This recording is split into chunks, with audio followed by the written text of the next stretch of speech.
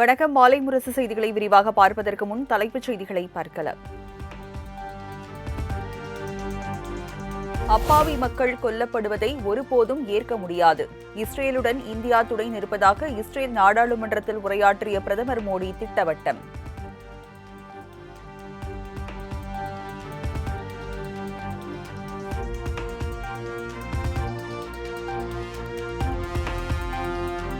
பயங்கரவாதம் ஏதாவது ஒரு இடத்தில் இருந்தாலும் எல்லா இடத்திலும் அமைதிக்கு ஆபத்து நிலவும். பயங்கரவாதத்திற்கு எதிராக நிலையான ஒருங்கிணைந்த உலகளாவிய நடவடிக்கை தேவை எனவும் பிரதமர் மோடி பேச்சு.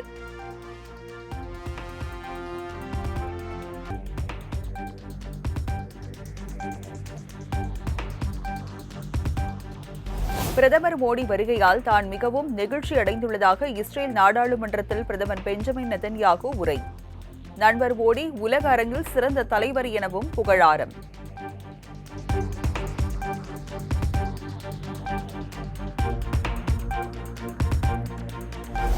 இஸ்ரேல் சென்றுள்ள பிரதமர் மோடிக்கு நெசட் அமைப்பின் மிக உயர்ந்த அங்கீகாரமான நெசட் சபாநாயகர் பதக்கம் வழங்கி கௌரவிப்பு. இரு நாடுகளுக்கும் இடையிலான ஆழமான கூட்டாண்மையை எடுத்துக்காட்டும் வகையில் பதக்கம் வழங்கிய அந்நாட்டு அரசு.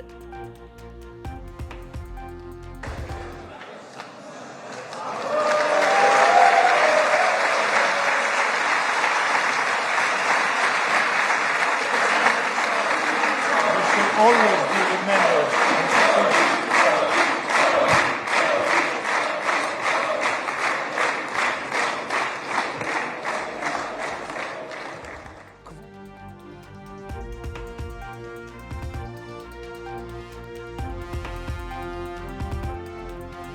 இந்திய தலைமை தேர்தல் ஆணையர் ஞானேஷ்குமார் தலைமையில் 7 பேர் கொண்ட குழு தமிழகத்தில் இன்றும் நாளையும் ஆய்வு.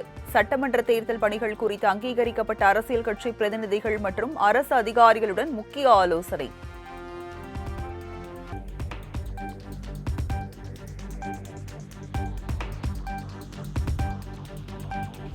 தமிழகம் உள்ளிட்ட தேர்தல் நடைபெறவுள்ள அனைத்து மாநிலங்களிலும் ஆலோசனை நடத்திய பின் தேர்தல் தேதி அறிவிக்கப்படும். புதுச்சேரியில் தேர்தல் பணிகள் குறித்து ஆய்வு நடத்திய பின் இந்திய தலைமை தேர்தல் ஆணையர் ஞானேஷ்குமார் பேட்டி.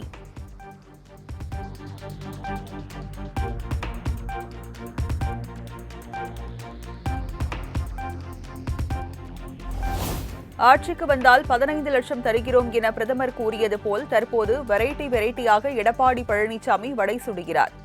ஆட்சிக்கு வந்தவுடன் 10,000 என்ற இபிஎஸ் வாக்குறுதியை மறைமுகமாக சுட்டிக்காட்டி முதலமைச்சர் மு.க.ஸ்டாலின் விமர்சனம். வாய்க்கு வந்தபடி வெரைட்டியா இப்ப வடை சுட்டு இருக்காரு. இந்த வடைகளை எல்லாம் மக்கள் நம்ப தயாராக இல்லை. வாக்குறுதி கொடுத்துட்டு ஆட்சிக்கு வந்தீங்க. வெளியுறவுத்துறையும் கடற்படையும் யார் கண்ட்ரோல் இருக்கு? இவங்களுக்கு கிடைச்ச சரியான ஆள் தான் இப்போ எதிர்க்கட்சி தலைவராக இருக்கக்கூடிய பழனிசாமி அவர்கள். ஒருத்தர் நாட்டு மக்கள் எல்லோருக்கும்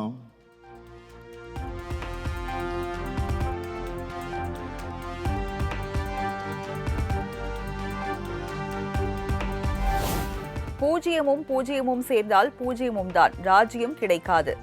அதிமுக பாஜக கூட்டணியை சுட்டிக்காட்டி முதலமைச்சர் மு.க.ஸ்டாலின் விமர்சனம். அதிமுக என்ற மூழ்கிற கப்பலை நம்பி பாஜக இருக்கு.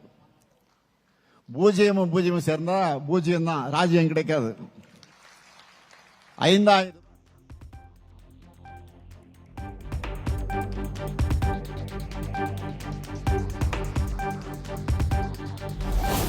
வரும் தேர்தலில் அதிமுகவுக்கு ராஜ்யம் கிடைக்கும், திமுகவுக்கு பூஜ்ஜியம் தான் கிடைக்கும். முதலமைச்சர் மு.க.ஸ்டாலினுக்கு எடப்பாடி பழனிசாமி பதிலடி. திராவிட முன்னேற்ற கழகத்தை பொறுத்த வரைக்கும் தேர்தலில் பூஜ்ஜியத்தை தான் மக்கள் கொடுக்க போறாங்க இந்த கூட்டணிக்கு. இன்றைக்கு நடைபெறுகின்ற தேர்தலில் ராஜ்யம் யாருக்கு என்று மக்கள் பார்க்கின்ற பொழுது நம்முடைய கூட்டணிக்கு தான் ராஜ்யம்.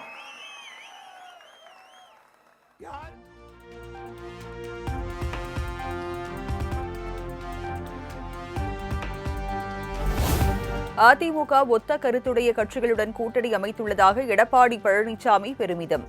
வலிமையாக உள்ள தேசிய ஜனநாயக கூட்டணி ஆட்சி அமைக்கும் எனவும் பேச்சு.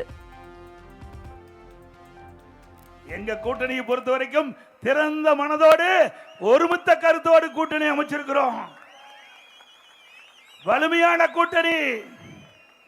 எங்க கூட்டணி நடைபெறுகின்ற சட்டமன்ற பொதுத் தேர்தலில் அதிக இடங்களிலே வென்று நிச்சயமாக அண்ணா திமுக ஆட்சி அமைக்கும். அதை ஸ்டாலின் பார்க்க போகிறார்.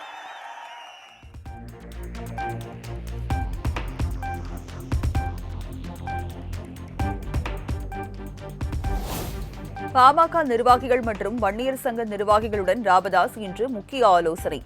வரும் சட்டமன்ற தேர்தலில் யாருடன் கூட்டணி என்பது குறித்து முக்கிய முடிவு எடுக்கப்படலாம் என தகவல்.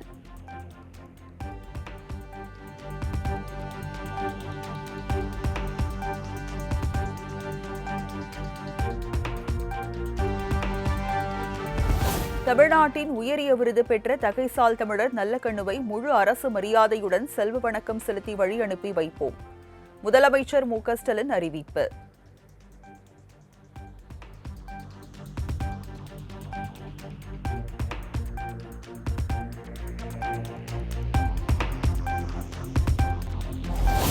இந்திய கம்யூனிஸ்ட் மூத்த தலைவர் நல்லக்கண்ணு மறைவுக்கு பிரதமர் மோடி இரங்கல். தாழ்த்தப்பட்டோர், தொழிலாளர்கள், விவசாயிகளுக்கான அவரது குரல்களால் என்றும் நினைவு கூறப்படுவார் என எக்ஸ் தளத்தில் பதிவு.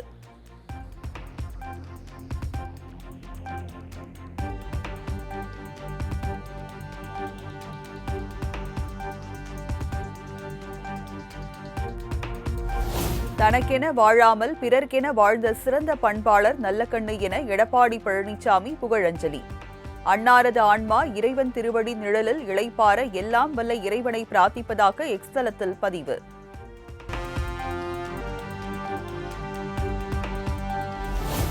சென்னை ராஜீவ்காந்தி அரசு மருத்துவமனையில் வைக்கப்பட்டிருந்த நல்லக்கண்ணு உடலுக்கு நயினார் நாகேந்திரன், எல் முருகன் நேரில் அஞ்சலி. நல்லக்கண்ணுக்கு பாரத ரத்னா விருது வழங்க மத்திய அரசுக்கு பரிந்துரைப்போம் என எல் முருகன் உறுதி. அனைவருடைய வேண்டுகோளுமே பாரத ரத்னா வரணும் அப்படின்றத எல்லாருடைய கோரிக்கையாக வச்சிருக்காங்க. மத்திய இணையமைச்சராக இருக்கீங்க, நீங்க அதை மேலெடுத்து சொல்லிருக்கோம். கண்டிப்பாக சொல்லுவோம். இந்திய கம்யூனிஸ்ட் மூத்த தலைவர் நல்லக்கண்ணு உடலுக்கு தாவேக தலைவர் விஜய் மாலை அணிவித்து மரியாதை. நல்லக்கண்ணு குடும்பத்தினரை சந்தித்தும் ஆறுதல்.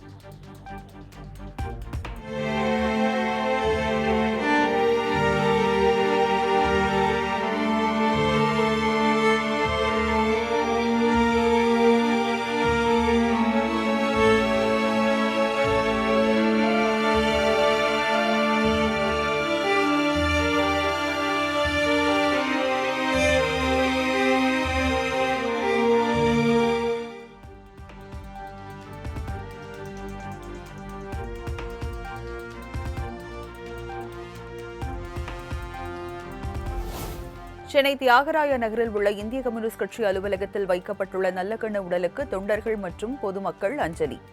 மார்க்சிஸ்ட் கம்யூனிஸ்ட் கட்சி மாநில செயலாளர் சண்முகம், திமுக எம்பி கனிமொழி, ஜி.கே. மணி, வைரமுத்து, சத்யராஜ் நேரில் அஞ்சலி.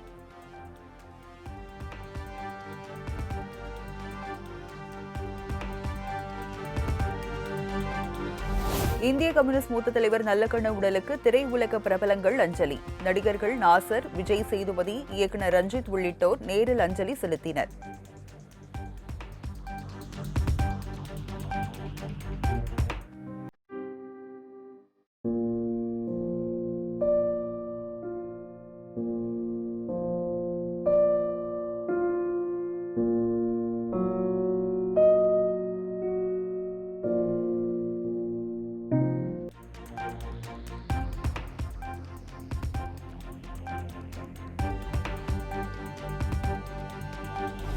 ஆசிரியர் தகுதி தேர்வில் மாற்றுத்திறனாளி தேர்வர்களுக்கு குறைந்தபட்ச தகுதி மதிப்பெண் 40% நிர்ணயம்.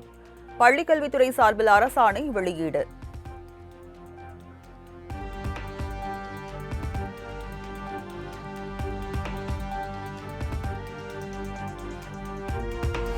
எழும்பூர் ரயில் நிலைய பராமரிப்பு பணி காரணமாக கூட்ட நெரிசல் அதிகமுள்ள காலை, மாலை நேரங்களில் கூடுதல் பேருந்து சேவை.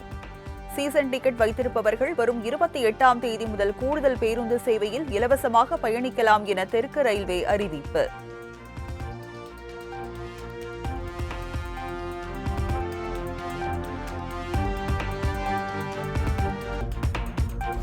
மக்களவை எதிர்க்கட்சித் தலைவர் ராகுல் காந்தி இந்தியாவுக்கு எதிரான சக்திகளின் கைப்பாவையாக செயல்படுகிறார். மத்திய அமைச்சர் பியூஷ் கோயல் விமர்சனம்.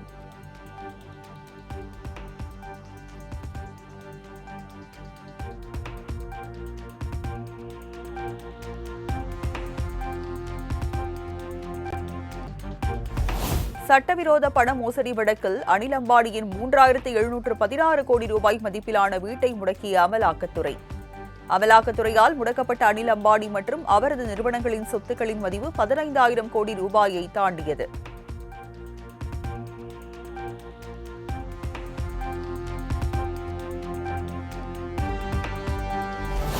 ஒடிசா மாநிலம் புவனேஸ்வரில் சுரங்கத்துறை இணை இயக்குநர் வீட்டில் லஞ்ச ஒழிப்பு போலீசார் சோதனை. கட்டுக்கட்டாக வீட்டில் பதுக்கி வைக்கப்பட்டிருந்த 4 கோடி ரூபாய் பணம் பறிமுதல்.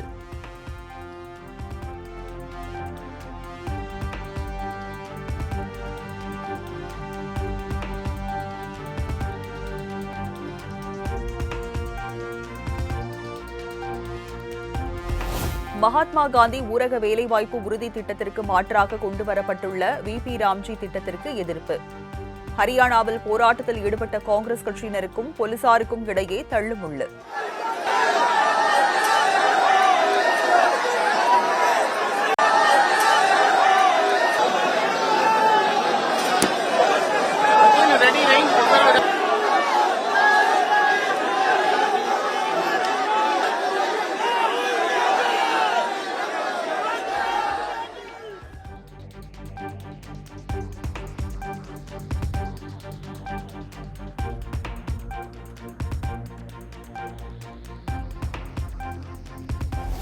ரஷ்யா உக்ரைன் போரை உடனடியாக நிறுத்த அழைப்பு விடுத்து ஐநா சபையில் உக்ரைன் சார்பில் வரைவு தீர்மானம்.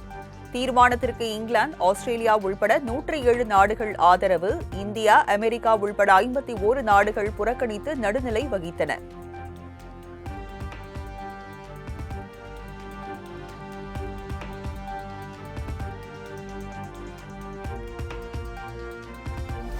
T20 உலகக்கோப்பை சூப்பர் 8 சுற்றில் இலங்கை அணியை 61 ரன்கள் வித்தியாசத்தில் வீழ்த்தி நியூசிலாந்து அபார வெற்றி. 2 போட்டிகளில் தோல்வியடைந்த நிலையில் அரையிறுதிக்கு முன்னேறும் வாய்ப்பை இழந்து வெளியேறியது இலங்கை.